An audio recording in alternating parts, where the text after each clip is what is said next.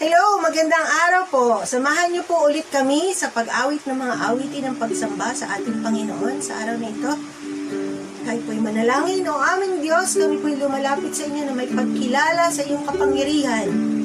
Alam namin na kayo po ay laging nag-aabang sa aming pagsamba, sa aming pag-awit, sa aming pagkilala sa inyo. At kung ano man po ang pinagdaraanan ng iba sa amin, alam namin na yun po'y hindi lingid sa iyong paningin.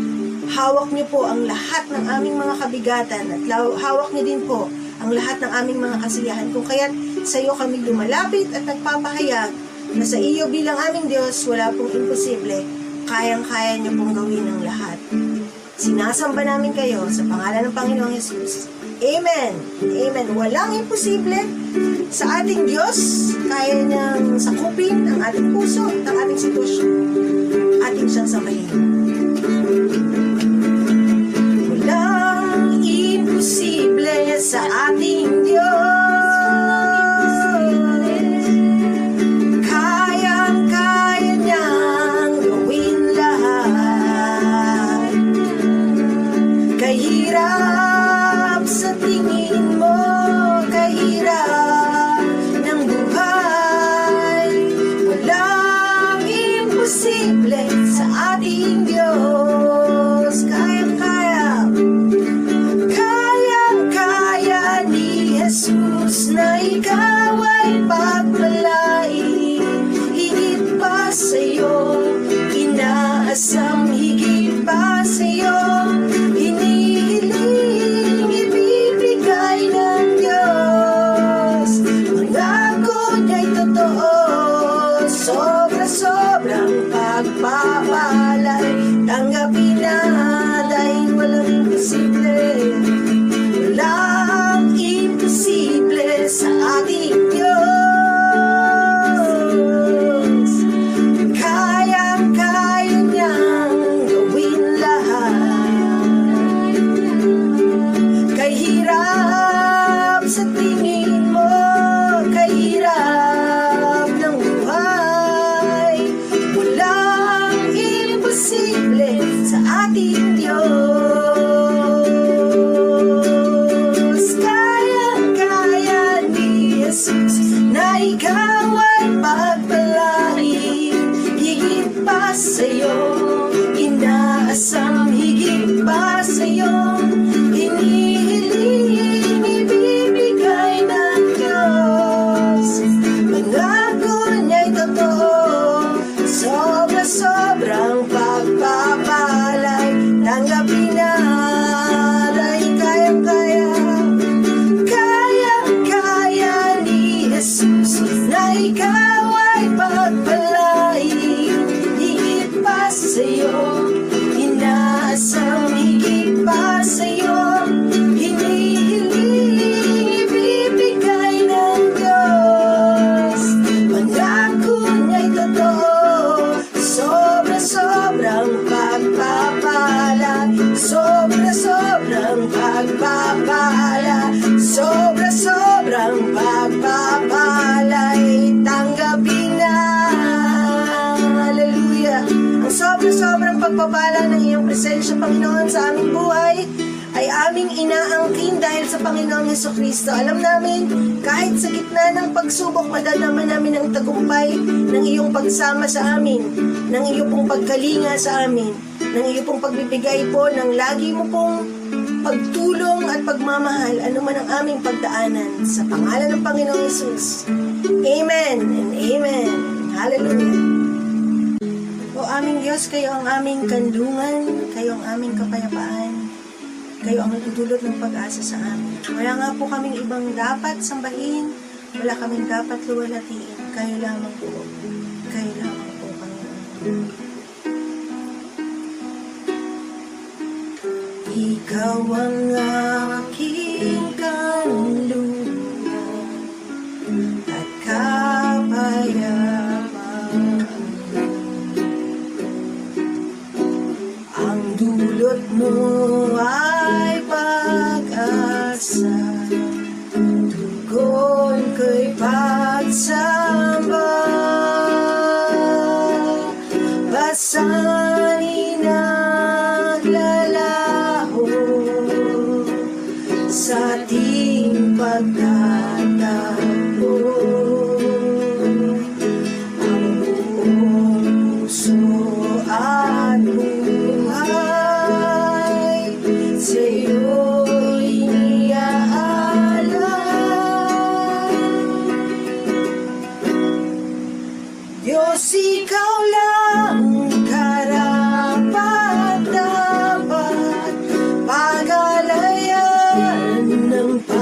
pagsamba, pagmamahal at pagdakila,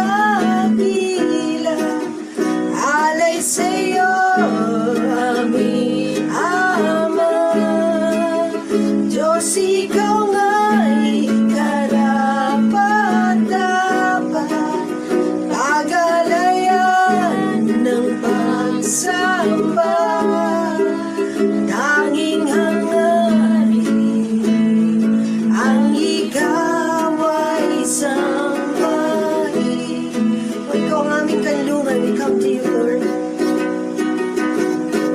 Ikaw ang aking kanlungan at kapayapaan. Jesus.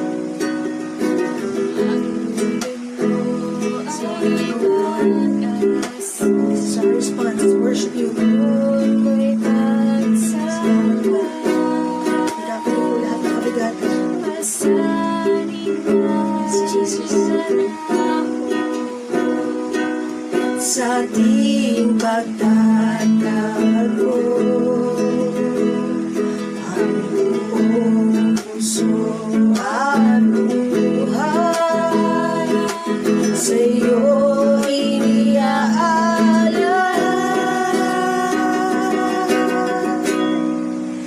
Diyos, ikaw lang karapat-dapat, pagalayan ng pagsamba, pagmamahal at pagdakila, alay sa'yo aming Ama. Diyos, ikaw nga'y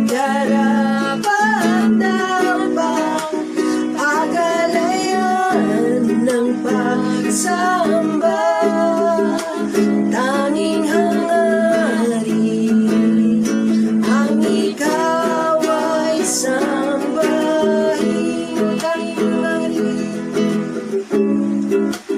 Tanging hangarin ang ikaw ay sambahin. O aming Diyos, higit sa aming hangarin na ikaw ay sambahin, din po ang hangarin mo para sa amin, na makita namin ang iyong pagiging Diyos na mapagmahal sa amin. Kaya nga po, Ama, higit sa mga awitin, higit sa mga salita na binabanggit ng aming bibig, tulungan niyo po kami upang kami makapamuhay ng nakalulugod sa inyo, may nakakakita man sa aming tao o wala, dahil kayo ang higit na nakakakita sa amin. Matagpuan mo nga po kami na laging nagtatapat, umaasa, naglilingkod at lumuluwalhati sa iyo. Sa iyo lamang po ang papuri, pagsamba at pagluwalhati, sa pangalan ng Panginoong Yesus. Amen. Amen. Praise the Lord. First Sunday of the month at ating pong kaugalian na ginagawa po yung ating pagsasagawaan ng Lord's Supper or pagkakaroon ng Lord's Supper service. Ano po? So, ihanda po natin po ito na ating mga puso at kalooban sa ating pong gagawin nito bilang napakahalagang bahagi po ng pagsamba. Pag-alaala sa kamatayan ng Panginoong Hesus, sa kanyang katawan na nabayubay at sa dugo na nabuhos doon sa krus ng Kalbaryo. Ano po? So, nais ko lang pong, bago tayo manalangin, basahin ko lamang po ang isang talata sa Biblia. Ito po ay sa unang Pedro, chapter 3, talata pong 18. Ano po? Chapter 3, verse 18 ng 1 Peter. At ganito po ang nasasaad. Sapagkat si Kristo na walang kasalanan ay namatay na minsan para sa inyo ng mga makasalanan, upang iharap kayo sa Diyos. Siya ay pinatay sa laman at muling binuhay sa Espiritu. Ayan. So tayo po ay manalangin. Dakilang Diyos, salamat po sapagkat tunay na ang bahagi ito po ay napakahalaga. Ang bahagi ito ng pagsamba sapagkat amin pong inaalaala, amin pong pinapahalagahan ang dakilang gawa na binigay po ninyo, yan po yung pagbibigay ng inyong anak, na siya po ay namatay sa krus ng Kalbaryo para po sa aming mga makasalanan. Sabi nga po, siya na walang kasalanan ay namatay para sa aming mga makasalanan upang kami ay maiharap sa inyo. Pagpalain niyo po ito, Panginoon, at kami rin po sa aming daraos nito, sa pagganap nito ay mapagpala, Ama. Sa pangalan po ng Panginoong Hesus, ito pong aming dalangin. Amen and amen. Okay, so yun nga, sabi nga po ng talata po ay isa sa mga layunin ng kamatayan ng Panginoong Hesus ay yung tayo ay maiharap sa Kanya. Alam niyo po kasi tri-holy, napakabanal ng Diyos at ni isang katiting na imperfection or kasalanan na hindi pwedeng tumambad sa Kanya. Kaya tayo, kung tayo po ay harap sa Kanya, sa ating sarili, ay hindi po pwede. Mamamatay po tayo, ika nga. O tayo po ay hindi maaari, hindi po, may hadlang. At yun po yung kasalanan. Pero yun nga po, dahil sa ginawa ng ating Panginoong Hesus sa Kanyang kamatayan, tayo po ay pwede nang maiharap sa Kanya. Meron po tayong kumpiyansa, lakas ng loob, kapayapaan na humarap sa Diyos. Anytime, any moment, pwede nga tayong tumawag sa Kanya simply because nangyari na nga po yung pagbubuo ng dugo ng Panginoong Hesus. Ano po? So, tayo po ay dadako sa ating pong pagpartake ng elements. Ano po? At bago yun, tayo manalangin po uli. Panginoon, maraming salamat po sa aming pong pagpartake po ng bread at ng wine, Panginoon, o pag-inom ng wine. Tunay, Ama, na manariwa po sa amin at maging malalim po sa amin ang kahulugan, Panginoon, ng kamatayan ng Panginoong Hesus. Na ito, Panginoon, ay talagang siyang kailangan lamang. At dahil dito, Panginoon, ay meron na po kami pribilehiyo, meron na po kami, Panginoong, kumbagay, inaangking karapatan na kami po, Ama, ay malaya, na kami, Panginoon, ang mayroong right at meron po kaming confidence sa amin pong paglapit po sa inyo. Amang nasa langit, pagpalain niyo po ito sa pangalan ng Panginoong Hesus, ito po ang aming dalangin. Amen and amen. Sabi nga po ng Biblia, na daw po ang Panginoong Hesus ay manggabing sa pagkanulo, sa po ay lumuputang tinapay, pinagpira-pira sa iyon, at nagpasalamat at ang sabi, ito ang katawan, yan ay aalay para sa inyo, kanin ninyo bilang pag-alala sa akin. So bilang pag-alala po sa kamatayan ng Panginoon, kanyang katawan na bayubay, kanin po natin bilang pag-alala.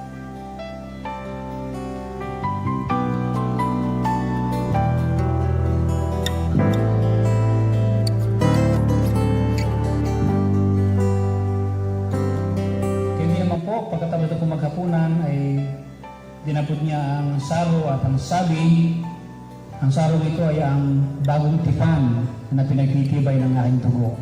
Sa tuwing inumin niyo ito, gawin niyo bilang pag-alala sa atin, bilang pag-alala po sa dugo ng Panginoong Hesus at ipangunamin.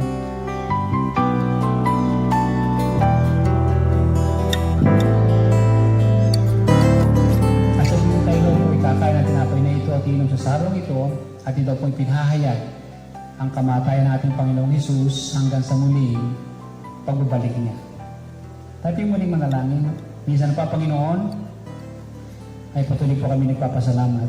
Lord, walang hanggan aming pagkapasalamat dahil sa grasya na ito na ibigay niyo po sa amin.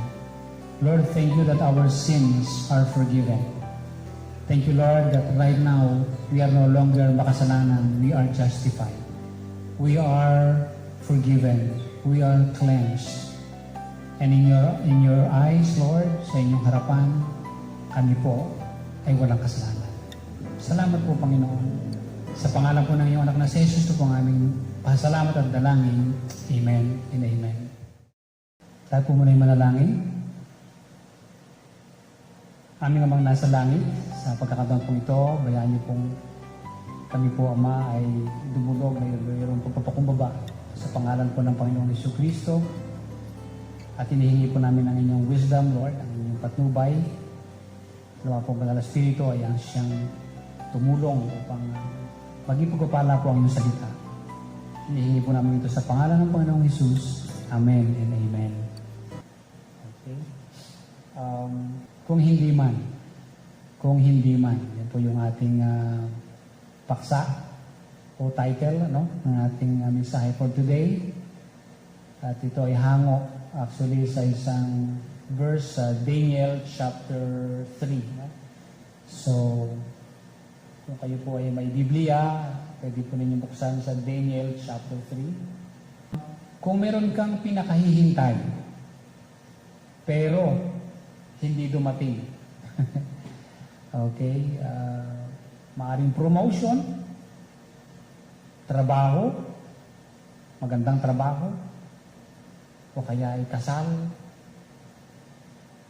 o kaya ay board exam results, business deal, at marami pang iba. Inaasahan mo, ngunit hindi dumating. Masasabi mo bang kung hindi man mangyari, nakahanda ako? Handa ka ba? Handa ka ba? Ganito po ang sagot ng tatlong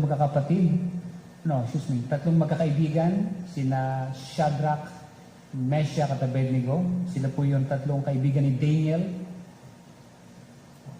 Sa verse 17, sabi nga po ay, gawin ninyo kung iyan ang gusto nyo. Ang Diyos na aming pinaglilingkuran ang magliligtas sa amin sa naglalagablab na pugon at mula sa inyong kapangyarihan.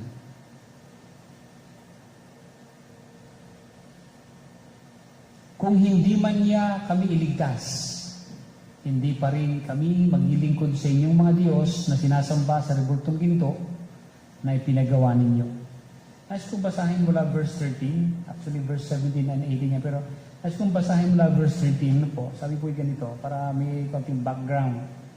Nagalit si Haring Nebuchadnezzar nang marinig ito at ipinatawag niya ang tatlong lalaki. Sinabi niya, Shadrach, Meshach at Abednego, totoo bang hindi kayo naglilingkod sa aking mga Diyos ni sumasamba sa rebultong ginto na aking pinagawa? Iniuutos ko sa inyong lumuhod kayo at sumamba sa pinagawa kong rebulto sa sandaling marinig ninyo ang tunog ng mga instrumento. Kung hindi, ipahahagis ko kayo sa naglalagablab na pugon. Sa palagay ba ninyo ay may Diyos na makapangyarihan na makapagliligtas sa inyo mula sa aking kapangyarihan? And then, yung pong verse 17, sumagot po yung tatlong magkakaibigan sa verse 16. Sinabi niya na Shadrach, Meshach at Abednego, mahal na Haring Nebuchadnezzar, wala po kaming masasabi sa inyo tungkol sa bagay na ito. Gawin ninyo kung iyan ang gusto ninyo. Ang Diyos ang aming pinaglilingkuran ang magliligtas sa amin sa naglalagablab na pugon at mula sa inyong kapangyarihan.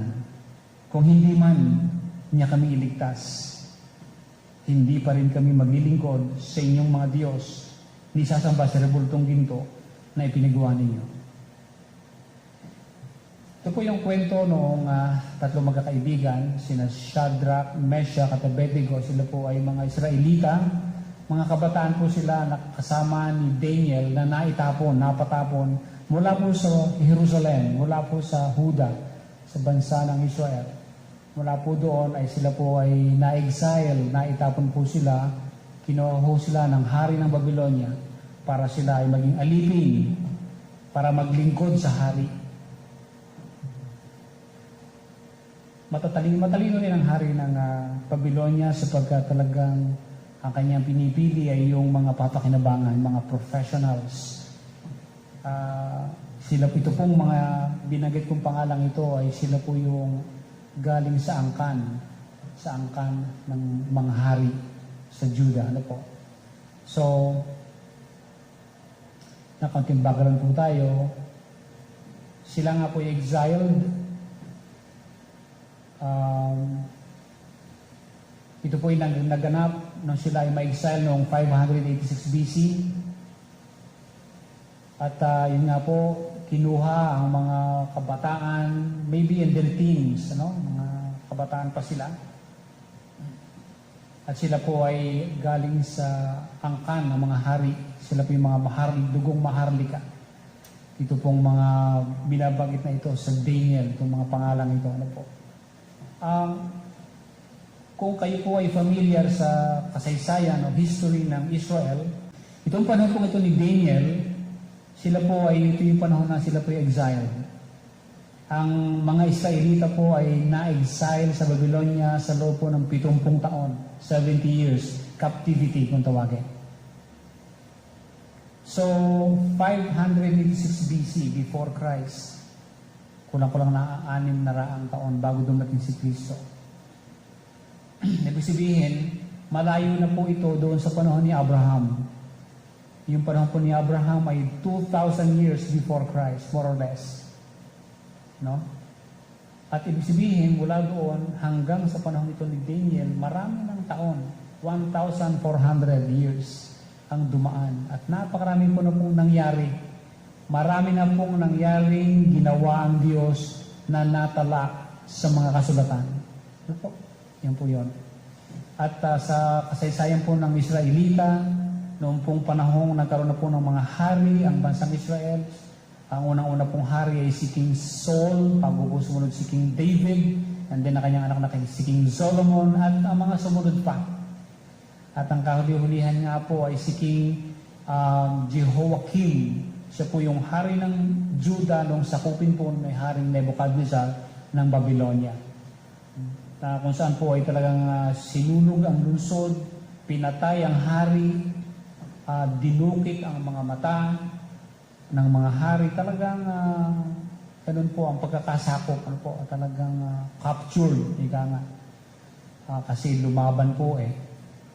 So, kaya po ang ilang mga tao mula po dun sa Judah ay nadala, na-exile, na-itapon sa bansang Babylonia noong panahon na yon. At syempre ito po ay isang paganong bansa o paganong syudad o kaharian. Ito po yung kanalalagyan ni na Meshach, Daniel, Shadrach at Abednego. Yan po yon. Ano po yung kwento dito? Bakit po ganito ang pagkakasabi? Bakit po may binabagit ditong ribulto? Kung niyo pong babasahin mula verse 1 and chapter 3, ay nakalagay nga po doon sa isang probinsya, pangalan Dura, na nagpagawa itong si Haring Nebuchadnezzar ng kanyang ribultong napakataas, yari sa ginto, ano po, na about 90 feet high, ano? Ibig sabihin po noon ay siyam na palapag kung ang taas po noon. Ganun, malaking-malaki yun, no? Kitang-kita. At ang utos ng hari ay sasambahin ito, luluhuran ito pagka narinig nila yung pagtunog ng instrumento, yung pinakahudyat, lahat ng taga-Babylonia ay kinakailangan lumuhod at sumamba. Subalit isang araw, nang ito po ay mangyari, lahat po ay nakaluhod maliban sa tatlo doon sa lugar na yun, sa probinsya ngayon. Ang tatlong ito ay si Shadrach, Meshach at Abednego. Mga Israelita po sila. At sila po ay sinumbong sa hari, kasi sila po ay, yung tatlo po ay pinatawag ng hari at tinanong kung sila nga ba hindi lumuhod. At syempre, nga po ang totoo. At sinabi, alam niyo ba kung ano ang parusa? Na kayo itatapon sa pugon? And I'm thinking na marahil, yung pugong yun ay malapit doon sa lugar ng hari. At marahil baka tanaw. At ang tatlong magkakaibigan ay handa. Handa sila sa kanilang maging pagsagot. At ano po ba ang at stake sa pagkakataong ito? Pwede po silang maitapon sa pugon. Sa katunayan, yun po yung gagawin sa kanila. Ang sila itapon sa pugon. Marahil nga lamang kung sila ay hihingi ng tawad o paumanhin at magsasabing sila susunod, baka naman sila patatawarin. Pero hindi po ganoon nangyari. Ano po? Iginiit pa rin nila na sila hindi susunod sa utos ng hari. At yun nga po, Ito po ay artist sketch, ano? Marahil siguro ganyan po yung itsura. Ibig lang ang pinangusalay ipakita ko po diyan ay yung puntong yung pugon ay punong-puno ng apoy. No? Punong-puno ng apoy. And so you could imagine kung anong klase. I mean, imagine mo kung ikaw yung ihahagis doon, ano? Lapnos, hindi lang lapnos, talagang sunog. At napakahapde, napakasakit. O walang hindi siguro maaari matakot. Pero nangingibabaw ang pananalig, ang panampalataya ng magkakaibigan, tatlong magkakaibigan. At handa sila na sagupain ang nakalaang parusang ito. Sila ay ihagis, itapong doon sa naglalagablab na pugon, ano? Punong-puno ng apoy na pugon. Ano? Saan kaya nanggagaling? Saan kaya nanggagaling ang ganitong panampalataya? Saan kaya nanggagaling ang ganitong commitment ng mga magkakaibigan ito? Ano po?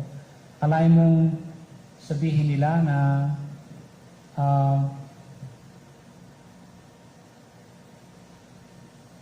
talagang tahasang sinabi nila doon sa hari, dahil ang sabi kasi ng haring Nebuchadnezzar sa palagay ba ninyo may Diyos na makapagliligtas sa inyo mula sa aking kapangyarihan? Yun ang sabi ng haring Nebuchadnezzar.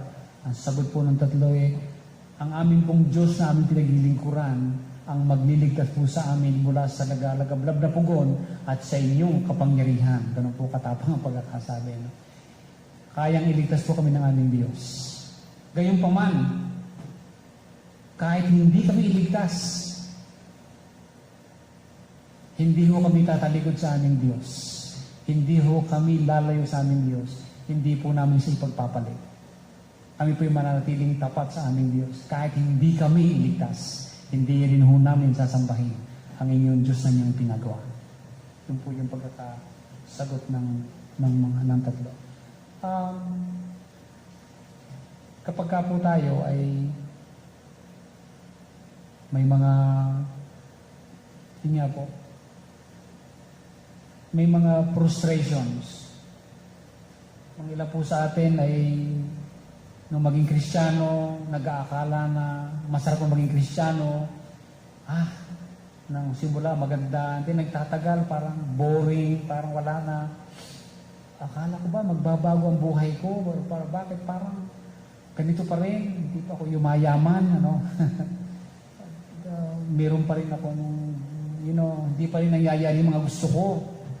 And then hanggang sa unti-unting humihina ang pananampalataya, ang lalamig, hanggang sa naghahanap, nawala ang pananampalataya. Nawawala ang pananampalataya. Humihina ang pananampalataya. Okay? Pero ito pong mga ito pong tatlong ito, sila po ay kung tutuusin, hindi naman sila may kasalanan kung bakit sila napatapon no? Ang parusa ng Diyos ay dahil sa yung mga leader ng Israel, mula sa hari, sa mga propeta, sa mga teachers, sa mga, temple keepers, ay hindi sila naging tapat sa Diyos. At kaya bilang parusa ng Diyos, sila po'y tinapon. At nadamay itong mga kabataan na sana ginagabayan ng mga nakatatanda ay sila'y nadamay. At sila'y naitapon doon at nalagay doon sa ganung kalalagayan. Gayunpaman sa kabila noon, nanatili sila na tapat sa Diyos. Nanatili ang kanilang pananampalataya. Ang malaking pananampalataya.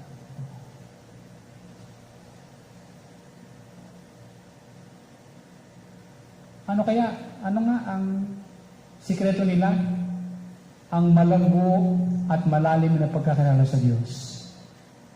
Yun po ang ating nakikita kong sikreto po nila. Meron po silang malago at malalim na pagkakilala sa Diyos. Kilala nila ang Diyos. Hindi lamang sa isip, kundi nararanasan nila ang Diyos. Ano po? Sabi ko nga dyan, despite na parang victim sa mga kabataan ito dahil nadamay sila. No? Pero sila po'y naroon at sila po'y may mga pagpaninindigan sa kanilang pananampalataya. Ang kanilang pananampalataya ay lalong lumalakas, lalong umuusbong. At kitang-kita po natin dito, na kahit na anong mangyari. Alam po ninyo, may mga pagkakataon na iniligtas talaga ng Diyos. Pero may mga pagkakataon hindi po iniligtas ng Diyos. Of course, ito pong tatlong ito ay nakita nating hindi man sila iniligtas sa pagkatapon, okay? Pero sila iniligtas doon sa loob ng pugon. Okay, may mga pagkakataon na tayo po hindi pinipigilan ng Diyos na malagay sa pugon. No? Hinahayaan tayong malagay sa pugon. Pero kung tayo nasa pugon na, pwede po niya tayong doon iligtas. Na hindi tayo kayang saktan ng mga pagsubok, ng mga fiery furnace na trials sa ating buhay. Subalit meron ding pagkakataon na sadyang physically hindi talaga din iniligtas ng Diyos. Kaya itong tatlong ito ay prepared eh. Sabi nila, alam namin kami iligtas, pero kahit hindi kami iligtas. Kasi kilala nila yung Diyos eh. Yung Diyos na nagliligtas at minsan ay hindi nagliligtas, depende sa kanyang panukala, depende sa kanyang layunin. Alam na alam ito ng mga kakaibigan. Yes, our God ay ang Diyos na nagliligtas at kaya kaming iligtas, pero hindi itong Diyos na ito na pwedeng hindi kami iligtas for some purpose. Ganun kalalim ang kanilang pagkakilala. So prepared sila sa anuman ang gawin, sa anuman ang maging pagpasya ng Panginoon. Ito man ay magbigay ng favor o blessing o kaya ay hayaan ng Diyos muna pansamantala o parang pabayaan ng Diyos, quote unquote. Handa silang tanggapin yun. At ating nakikita nga sa kasaysayan, hindi lahat pinagaling ng Panginoon, right? At hindi lahat ay iniligtas. Bagaman meron siyang iniligtas. Noong una, si Pedro ay iniligtas mula doon sa tiyak na pagpatay sa kanya, doon sa kulungan. Iniligtas siya ng Diyos mula ng anghel. Although sa dalawang pagkakataon, siya ay na-crucify, upside down. So may mga pagkakataong nagliligtas, may mga pagkakataong hindi na. Si John the Baptist ay hindi nailigtas doon sa pagkakabilanggo. Sa halip siya pa ay napugutan ng ulo. Ang ilang mga apostoles ay namatay, martyred sila ay napugutan ng ulo.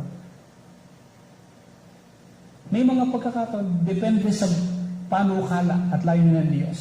Nasa Diyos ang pagpapasya, wala sa atin. Pero isang bagay alam natin, ginagawa niya kung ano yung sa tingin niya ay mabuti. At ang Diyos, ang kanyang kaisipan ay mas mataas sa ating kaisipan. Ang kanyang pamamaraan ay mas mataas sa ating pamamaraan. Ang kanyang pamamaraan ay tumpak, tama, mas mataas. Righteous ang kanyang ways. Matuwid ang kanyang pamamaraan. Hindi katulad ng sa tao.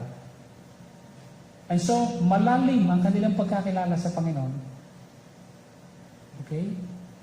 At ang isang bagay pang totoo sa ating nakita ngayon ay sa kabila ng sila'y nasa ibang lugar, sa kabila ng sila'y wala doon sa kanilang hometown, na kung saan ay kanilang bayan, at sila'y natapon sa paganong lugar, kaharian. Pero ang Diyos ay nasa lahat ng dako, na andun din kasama nila ang Diyos. Na andun din kasama nila ang Diyos. Ano? Sabi nga diyan ay verse 9 ng chapter 1, niloob naman ng Diyos na siya'y kalugdan at pagbigyan ni Azpenas. So ano ibig sabihin yan? Diyan nakita po natin na binabanggit pong ang Diyos ang siyang mayroong influence na binigay kay Azpenas para pagbigyan ang request ni Daniel. Ano po yung nangyari doon sa chapter 1? Ito po yung punto na dahil pinapaalagaan po ng hari ang lahat ng kanyang magiging mga alipin, for 3 years i-train sila para maging servants ng king, at kinakailangan sila yung malusog, kinakailangan sila yung magagaling, matitipuno, lahat ay talagang sila yung maging maayos. So talagang aalagaan sila ng pagkain, ng lahat. Kaya pa man ay sapagkat paganong bansa ito.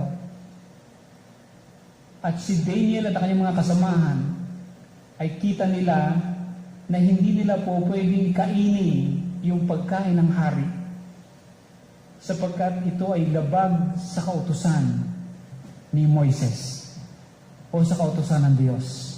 Dahil ang mga Israelita ay may mga certain foods na kakainin at may mga pagkain hindi nila pwedeng kainin. Ipinalalagay na yun nga, yung pagkain ng hari ay palibasa sila po ay sumasamba sa Diyos-Diyosan. The possibility is that ang mga pagkain ito ay ialay muna sa kanilang Diyos-Diyosan.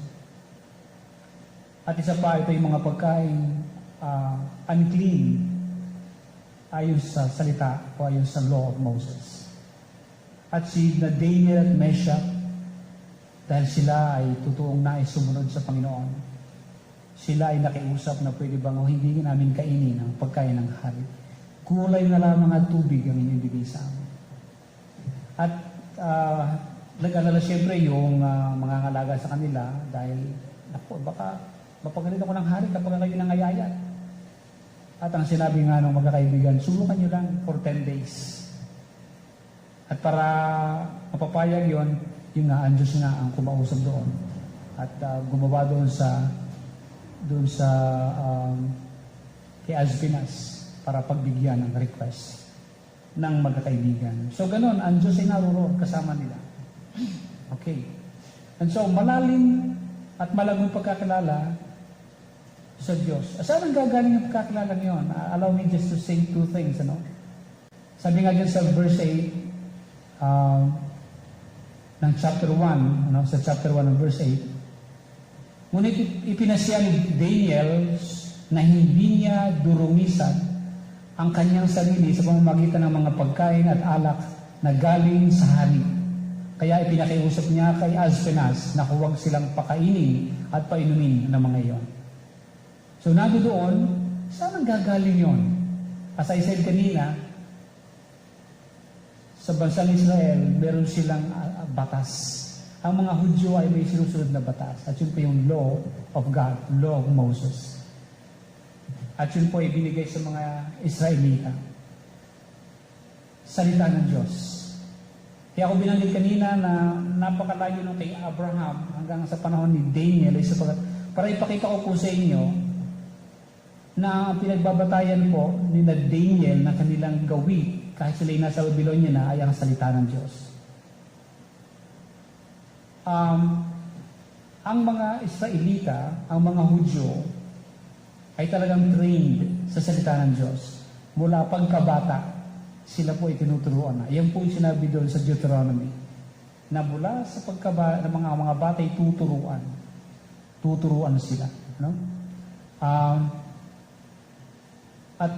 At sa panahon ito ni Daniel, marami ng mga nasulat na banal na kasulatan. Yung sinulat ni Moses, yung sinulat ni Joshua, ng mga hukom, ng mga, mga hari, chronicles, nasulat na yon. Yung mga awit, no? Panahon ni Haring David, ni Solomon, mas sila pa. And then yung mga propeta, nasulat na rin yon. Kasi sina propeta Isaiah ay nasa 800 years before Christ. Si Daniel ay 500. Ayan, 586 or 600 and onward. So nasulat na ibang mga bahagi ng banal na kasulatan. Ang hindi na lang nasusulat ay yung exilic writings at saka yung post-exilic writings. Ano yung mga yon? For your information lang, parang lang. Si Ezekiel, panahon niya, magkasabay sila halos ni Daniel. At yung pong mga nasulat sa pagkatapos pa ni Daniel ay yung sinang Nehemiah, Ezra, Esther, Malakias, Hageo, Zephaniah, Zechariah, Malakay. Yung po lang yung hindi pa nasusulat dahil darating pa. Kasi sila may post-exilic. Pagkatapos pa ng exile, saka po sila ang panahon nila. And so, marami pong pinagbabatayan na kasulatan ang mga magkakaibigan ni Daniel. Kaya sabi ko, saan ang gagaling ang kanilang malalim na pagkakilala? Sila po ay nahubog sa salita ng Diyos. At ang Diyos na gumagawa sa kasaysayan ng Israel, sa panahon ni Abraham, Moses, Joseph, Moses, Joshua, mga hukom, gaya na Samson, Gideon, Samuel, panahon ng mga hari na David, and so on. Marami pong ginawa ang Panginoon Diyos at maraming pagpapakilala ang Diyos. Maraming mga events na nangyari noon, yung paghawi ng dagat na pula sa panahon ni Moses, at yung pong maraming kababalaghan nangyari sa panahon ni Elijah at saka ni Elisha sa panahon ng mga hari. These are those na nakasulat na at nababasa nila, naririnig nila mula sa kasulatan at nagbibigay sa kanila ng kaalaman tungkol kung sino ang Diyos ng Israel. Kaya kilala nila dahil sa kanilang pagbabasa at sa kanilang pakikinig ng salita ng Diyos. Ganun po, hindi ko na ilagay dito, subalit meron pong isang, kung niyo pong mapapansin, meron pong kinausap ang Panginoong Hesus, isang rich young ruler, na tumakbo papunta sa kanya. At ang sabi, a good teacher, ano po dapat yung gawin para magkaroon ng buhay na walang hanggan? Alam niyo po ba yun? Remember that? So, sagot ng Panginoong Hesus, bakit mo tinawag na mabuti? Isa lamang mabuti, ang Diyos ang mabuti. Alam mo ba ang mga kautusan? Huwag kang papatay, huwag kang magnanakaw, huwag kang mangangalunya. Alam mo yung sagot ng ruler, yung young ruler na yon? Guro, mula pa po pagkabata, sinusunod ko na po yan. Ibig mo sabihin, hindi lamang po mula pagkabata, alam nila ang kautusan, kundi sinusunod nila ang kautusan. Sina Daniel, I believe so, kasama itong tatlong kaibigan, ay hindi lang po nila nalalaman, hindi lang po nila narinig o nabasa, kundi kanilang sinasabuhay, tinutupad ang kautusan. Yun po ang katotohanan. Po? So, ano po ang implication sa atin? Sa ating po mga mananampalataya ngayon, kumusta po ang inyong pagkakilala sa ating Panginoon? Gano'ng kalalim? Inyo po bang nakikilala siya sa magitan ng pahina ng Biblia, ng lumang tipan, ng bagong tipan? Inyo ho ba siya nakikilala? Alam niyo ho ba ang kanyang mga ginagawa at nagawa na, at ginagawa at gagawin pa? Sa pamagitan ng inyong pag-alam nito sa pahina ng Biblia. Kasi po, kung tayo po ay malalim ang ating pagkakilala sa Diyos, magitan ng pagbabasa natin ng Biblia, pati po yung ating pananampalataya ay lalaki. Ano po? So, isa pong pinagkukuhanan kung bakit ang magkakaibigan ito ay mayroon pong malaking pananampalataya ay sapagkat napakalalim po at napakalago ng kanilang pagkakilala sa Diyos. Na nakikilala nila, una ay sa kanilang pagbabasa. Of course, dumating din sa panahon sa kanilang personal na karanasan. Nung i-apply nila yung kanilang mga nabasa at natutunan, na ganun nga rin pala ang Diyos. At nung sila ay mag-apply sa kanilang buhay, naranasan nila, tunay nga pala yung aming nababasa ay totoo. At lalong lumaki ang kanilang pananampalataya. At ang pangwakas o panghuli, na pinanggagalingan kung bakit naging handa at naging malakas ang pananampalataya na magkakaibigan, yung idea ng accountability. Yung small group. Pansinin po natin, yung apat ay magkakasama. Noong si Daniel ay nakiusap, kasama po niya ay pinakiusap na silang apat ay hindi kakain ng pagkain ng hari. Okay? At noon pong si Daniel ay kinakailangang ma-interpret yung panaginip ng hari Nebuchadnezzar. Dahil kung wala makapag-interpret, papatayin lahat ng mga astrologers, magicians, ang lahat ng mga manghuhula. Kasama sila doon, So, ang ginawa po ni Daniel, ay pinuntahan niya yung tatlong magkakaibigan at sinabi, tulungan ninyo akong manalangin upang hingin sa Diyos kung ano yung panaginip ng hari at saka yung interpretation ng panaginip na yun. Alam niyo po, dahil silang tatlo ay nagtulungan. Dahil lumapit si Daniel doon sa tatlo at sila po'y nagtulungan sa panalangin. ibinigay ng Diyos. Ang inireveal ng Diyos kung ano yung panalangin at kung ano yung kahulugan ng panalangin. So, ganun po yung pagtutulungan ng tatlo. And noong naghiwalay po sila kasi, dahil si Daniel later ay na-assign sa palasyo at yung tatlo ay na-assign sa probinsya ng Duro. Pero yung tatlo magkakasama pa rin, imagine yung kanilang stance, isa. Nung sila humarap kay Hari Nabukadnezar, isa na lang stance, hindi kami hululuhod. At nung kausap na, hindi pa rin kami hululuhod. Isa na lang stance, nag-uusap sila. Nagpapalakasan sila. Ito po yung virtue, yun po yung kahalagahan ng merong small group. Meron kang accountability. Meron kang kasama. Meron kang kaabiyan. Hindi ka nag-iisa. Kaya sa ating church, napakahalaga na meron kang pinagkukuhanan din ng lakas. Binibigay ng God ang bawat isa, ang mga members, at pwede tayong magkaroon ng small groups, yung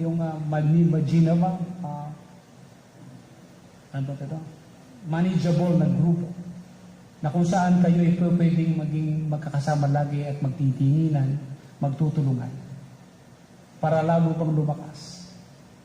Naalala ko lang din, minsan napakahalaga po noong mayroon kang kasama sa church na nagpapatotoo.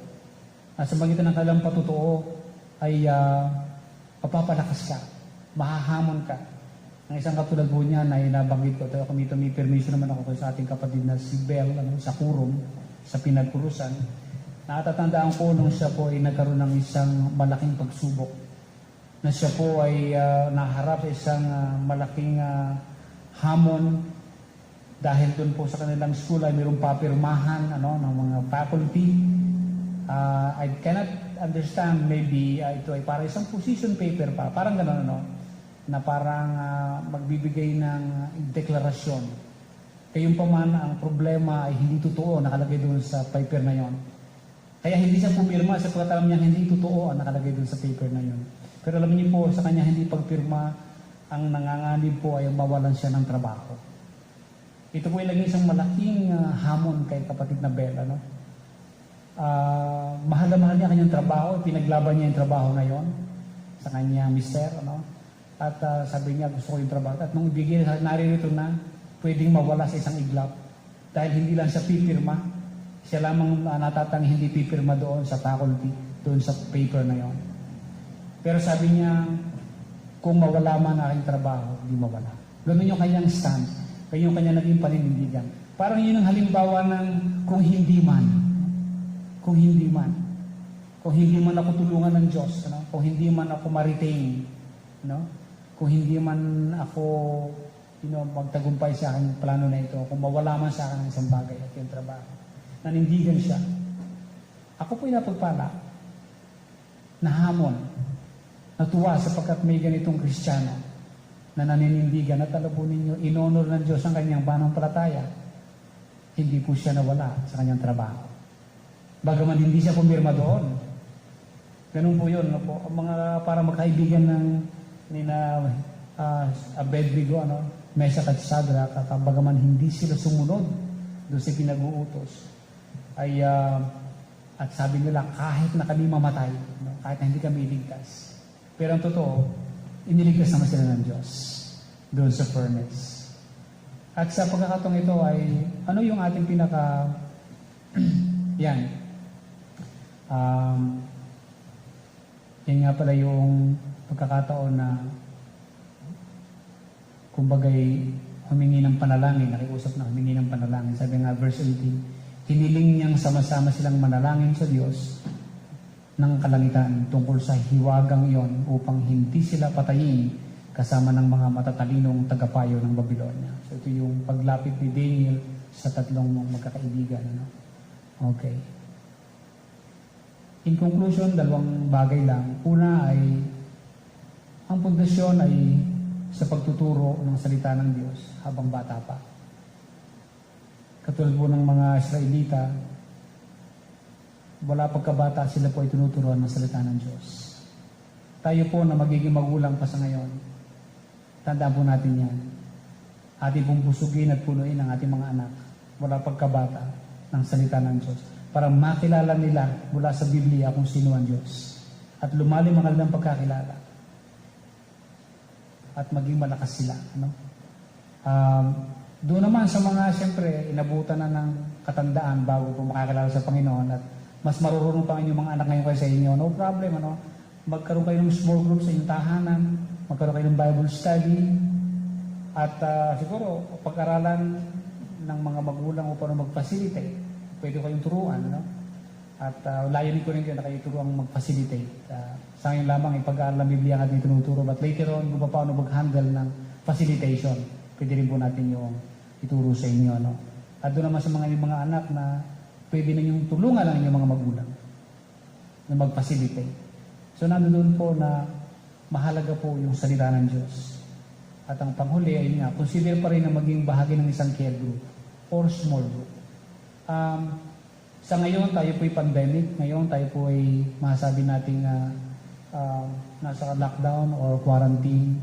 Nagpaplano po tayo din sa ating church na ibalik ang mga small group. Ano?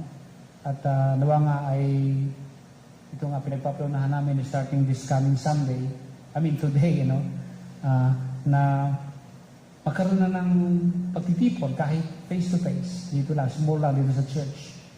At pinag-isipan ko rin na yung iba, kung medyo mahihirapan pumunta dito, maybe online kami. Kahit kami mga tatatlo, apat, lima, will be online. Naka-zoom kami. Para kami merong palagian din na face-to-face din yun. Kailangan Zoom. Yun po ang pinaplano po natin. So gusto natin ibalik talaga itong small group na ito. Na bawat isa sana ay magkaroon siya ng kanyang grupo. Sapat kailangan po natin ito. Kailangan po natin ito para magpalakasan po tayo. Kaya narito mga kapatid, ang tanong nga ay, kung hindi man, handa ka ba? Okay? Kung hindi man pinagkakaloob ng Diyos, handa ka ba?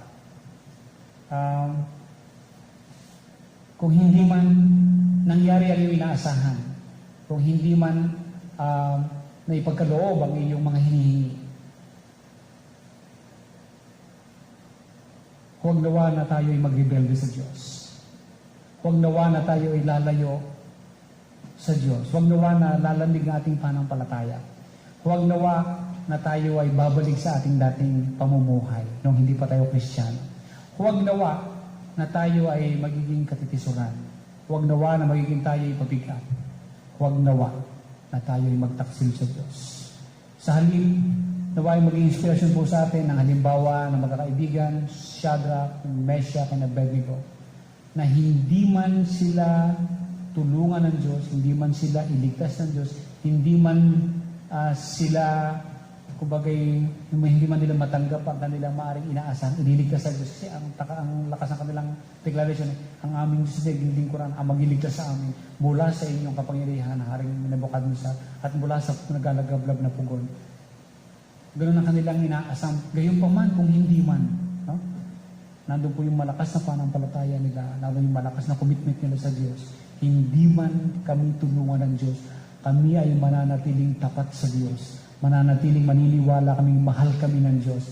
Mananatiling kaming naniniwala na mabuti ang ginagawa niya. Alam niya ang ginagawa niya at mapagkakatiwalaan siya. Sasamba pa rin kami sa Kanya. Maglilingkod pa rin kami sa Kanya. Purihin po ang Panginoon. Tayo ito'y manalangin. Ama, salamat po sa ganitong halimbawa. At nawa, Ama, kami nga po ay matulad sa kanila na maninindigan. At dumating man ang araw at panahon, kahit hindi namin maranasan ang inyong tulong, dahil meron kayong magandang dahilan, ay hindi magbabago po ang aming pagtitiwala sa inyo. Hindi po magbabago ang aming pagsamba sa inyo. Hindi po magbabago ang aming pagmamahal sa inyo at pagtitiwala sa inyo. Kayo pa rin po ang aming tuturing na aming Diyos. Salamat po, Panginoon, sa iyong mga salitang ito. Pagpalain po ito. Sa pangalan ng Panginoon Yesus, ito pong aming dalangin. Amen. Okay, welcome po uli sa ating Sunday School. So ito na po yung ating huling topic para po sa 6 na tanong. Ano po? At sabay-sabay po natin gagamitin ito. I hope na inyo pong ginawa yung assignment. Okay? So gagawin lang po naman natin, i-compare lang ninyo ang inyong mga ginawa dito sa aking ipapresent na ito. Ano? So, tayong sandali mo nang manalangin uli. Dakilang Diyos, bayaan niyo po ng aming Sunday School na ito ay patuloy na maging pakinabang. Huwag niyo po, Ama, ng puso ang bawat estudyante, ang bawat nakikinig at nais na matuto. At nawa, Ama, ay patuloy na rin po ay excitement. Sa pangalan po ng Panginoong Jesus, ito po ang aming dalangin. Amen. Amen. Okay, so hindi naman siguro ito masyadong mahaba uli. Ano? Okay, so lahat na ng tanong, pati na ang sagot. Ano? So, let's look at this. Ano? So, ano yung mga tanong na yon? Of course, unang po muna ay ano yung ating passage. So, Matthew 8:27. Ano? Although sabi nga natin, mula verse 23 hanggang after 27 ang pinaka-context niyan. No? Yan, so, ang sabi dyan, at ang mga tao ay nangagtaka na sinasabi, anong tao ito na maging ang mga hangin at ang mga dagat ay nagsisitalima sa kanya. So yan po yung passage na ating binasa. Okay, ano po yung mga pwedeng itanong dito? Ano po? So, sa tanong na sino, at saka yung sagot, alam ba? Tingnan natin po natin. So, isang pwedeng itanong is, sino ang sumulat? Siyempre, ang sumulat po ay si Mateo. At si Mateo po ay isang eyewitness or saksi, isa sa mga alagad. Yan. Okay, so ano pa? Sino ang tinutukoy ng mga tao? Sino yung mga tinutukoy ng mga tao? Okay? So, sila yung mga alagad. Sino sila? Sila yung mga dapat na hindi nagtataka. Kasi mga alagad na sila eh. Sila yung lubos na nakakakilala sa Panginoong Jesus. Lubos na nila dapat nakikilala. No? Okay. Sino ang gumawa ng himala? Of course, si Jesus ang gumawa ng maraming himala. Ano ang pwedeng makagawa? O sino ang pwedeng makagawa ng himala? Diyos lamang. Diyos lamang. Okay. Hindi po ito magagawa ng tao. Sino nakakita? Sa puntong ito ay mga alagad lamang nakakita. Yan. So sa tanong na ano? Okay, so I hope na inyong tinitake note. Kung wala kayo, pwede nyo i-take note. Ano? Yan. At kung tama naman, check nyo lang kung meron kayong pareho. So ano ang ginagawa ng mga tao o ng mga lalaki? Okay? Ano yung ginawa nila? Actually, nagtaka sila at nagtanungan sa isa't isa. Yun ang ginawa ng mga alagad o ng mga lalaki. Ano bang literature ito? Ito ay isang narrative o kasaysayan. Ano yung atmosphere? Ano yung mararamdaman mo doon sa kwento? Siyempre, ayon doon sa verse ay naroon yung pagkagilalas, naroon yung pagkatakot. Kaya ano kayang uri ng tao ito si Jesus? Okay? Siya ay tunay na tao, ngunit tunay din si Diyos. Ano nangyari sa hangin? Well, kara-kara tumahimik, pumayapa, sumunod kay Jesus. Ano nangyari sa alon? Ganon din, agad pumayapa at sumunod sa utos ni Jesus. Okay, so more or less, nakukuha nyo ba? Anyway, ito naman ay pwede nyong balik-balikan. So, pwede nyong later na kopyahin to. No? Andiyan naman yan eh. So, ano ang dapat na maging pagtugon o response ng mga alagad? Dapat sana hindi sila nabigla. Ano? Dapat sana kanila'y paggalang o pag-reverence dapat o pagsamba. Alright. So, saan ito nangyari? Sa lawa ng Galilea. Okay. Marahil malapit na sa lugar na kung saan ay nagpakain ng Panginoon Jesus ng 5,000 katao. Lalaki pala. Asan si Jesus at mga alagad? Nasa bangka. Siyempre, nasa bangka sa gitna ng laot. O nasa laot. Yan. Saan sila bago ito? Well, possibly, si Jesus ay nasa burol, ng kapatagan. Nanalangin doon. Ang mga alagad naman ay nasa kapatagan. Nasa burol ang Panginoon Jesus, nasa kapatagan naman ng mga alagad. Possibly malapit to sa lugar na nagpakain ng 5,000. Saan sila pupunta? Pauwi na. No? Pauwi na ang mga alagad. Si Jesus naman ay pupunta sa mga alagad. Kailan? Kailan ito nangyari? Well, matapos makagawa ng maraming himala ang Panginoong Jesus. Marami na nagawang himala. At gayon din, ito'y bago naman siya nagturo tungkol sa tinapay ng buhay, bread of life, sa kanyang discourse na yon. Kailan kaya namangha mga alagad? Well, totoo lang pagkatapos ng maraming mga himala, namangha pa rin ang mga alagad. O kailan sa buong araw ito naganap? Maaari ito'y maghahating gabi. No? Kailan tumahimik ang malakas na hangin? Well, pagkatapos utusan ni Jesus. Sa tanong na bakit? Bakit ginawa ni Jesus ang himalang ito? Ang daming sagot, ano? Well, marami yan, posibilidad. Para ipakilala o pakita sa mga alagad na siya may kapangyarihan sa kalikasan. For what, no? Para palakasin ang kanilang pananampalataya. Yun din, para iligtas sila. Para ipakita kung kahit kulang ang kanilang pananampalataya, pwede naman niyang dinggin ang kanilang paghingi ng pagtulong. Nasagipin sila. Well, mahal ni Jesus na siyempre ang mga alagad. Mamalasakit siya. Ang hindi nabanggit diyan ay para turuan ang mga alagad. Para mabigyan ng katuruan or lesson on faith. No? Bakit nasa bangka ang mga alagad? Dahil sumunod sila kay Jesus na pumunta sa bangka. Follow the leader. Bakit hindi na lang hayaan ng mga alagad? Bakit kailangan silang turuan? Para matuto ng aral. Bakit kaya nagulat pa ang mga alagad sa himala? Ibig lang sabihin noon, hindi pa nila lubos kilala si Jesus. Bakit sila nagtatanungan at hindi dumiretso kay Jesus? Well, baka natatakot. Number 6, bakit pumayapa ang dagat at hangin? Dahil makapangyarihan ang nag-uutos. Dahil Diyos ang nag-uutos. Bakit kaya ito hindi ginawa sa publiko? Well, ito'y para lamang sa mga alagad. Paano? Yan, last question natin. Ano? Bilis. Paano pinatigil ni Jesus ang bagyo? Magitan ng salita. Utos. Paano namangha ang mga alagad?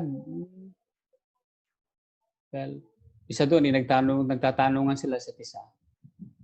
Mangha-mangha sila. Paano sumunod ang kalikasan? Pumayapa lang sila. Kung anong sinabi. Okay, so yun. Wala na po tayong iba. Ito lang. So, kaya kayo napakabilis na sapagkat yun nga, ito ay panghuli na at saka marami na kayong mga nagawa na in the past. So parang taste lang ito kung paano yung sinasagutan. So, yun ang halimbawa lang. In other words, pwedeng ang sagot ay naroon sa passage, pwede rin naman na ito ay yung hahalungkayin sa context kung saan may mga malapit na hint doon sa verse na yon. Maaaring nauna, saka yung mga sumunod.